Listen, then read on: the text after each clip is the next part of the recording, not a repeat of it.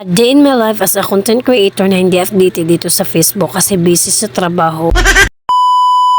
For today's video guys, maglalaban na naman tayo kasi today is my rest day. Subali itong video na to, napakatagal na nito. Ngayon ko lang na-voice over kasi ngayon lang ako my time kasi wala kaming pasok, 2 araw.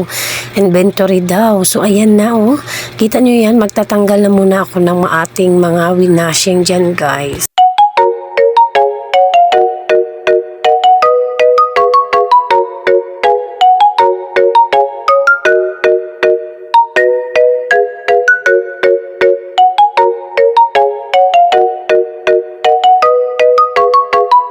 After ko pala magtanggal dyan guys ng ating mga nilabhan, ayan, winashin ko na yung aking mga pantalon.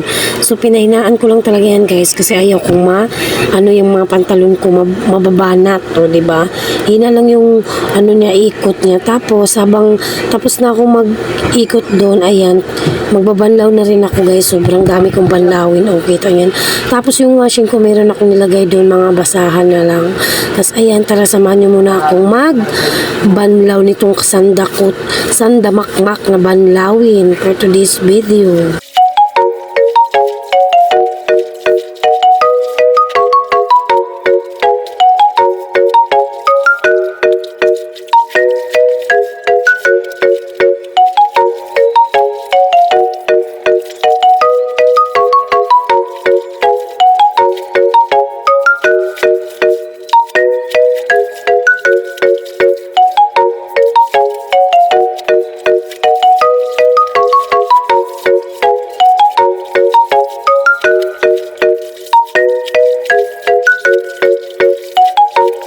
After ko palang magbanlaw dyan guys, ayan ang ginagawa ko. Magsasampay na tayo for today's video. Tara, ipapakita ko sa inyo ang aking sampayan na sobrang dami.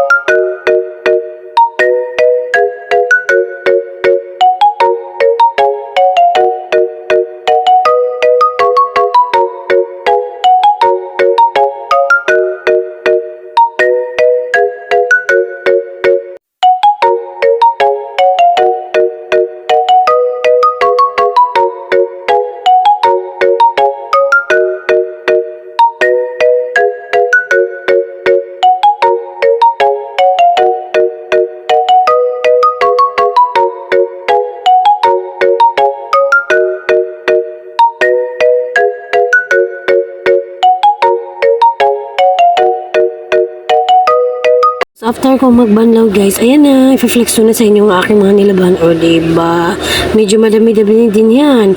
Pag kinusot mo yan, sigurado hindi pa ako tapos ng mga oras na yan. Buti nagsasampay na ako, diba? Sigurado matutuyo yan, sobrang init. Tapos after ko palang maglaba guys, ayan, magtutupi na ako pero nakaligo na rin ako dyan, fresh na person. So magtutupi muna ako ng sandamakmak din tupiin. Bali nung isang linggo din yan nung paglaba ko. Hindi ko natupi kasi sobrang dami ko nga ginagawa at busy di ba ako sa trabaho kaya hindi ako updated dito sa Facebook kasi nga busy ako sa trabaho. Nagkakaroon lang ako ng free time pag rest day ko.